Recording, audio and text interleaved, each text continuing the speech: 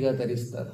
మోక్షం పొందడానికి సులభోపాయం పురాణ శ్రవణమే, అది తప్ప మరొకటి లేదు అని మొత్తం శాస్త్రములన్నీ చెబుతున్నాయి. అన్ని పురాణాల్లో చెప్పారు. మళ్ళీ ఈ పురాణాల్లో కూడా పునర్జన్మ లేకుండా చేసే ఒక పురాణం ఉన్నదండి. ఆ పురాణమును విన్నా పారాయణ చేయించుకున్నా వాడికి పునర్జన్మ లేదు. అదే శ్రీమద్భాగవతం. భాగవతాన్ని సప్తాహ దీక్షతో పారాయణం చేయించుకున్నవాడు, భాగవతాన్ని సప్తాహ దీక్షతో విన్నవాడు అటు సూర్యుడు ఇటు పొడిచినా తరిస్తాడు, ముక్తి పొంది తీరుతాడు. అందుకే మొత్తం పురాణాలలో మోక్ష గ్రంథం అంటే భాగవతమే.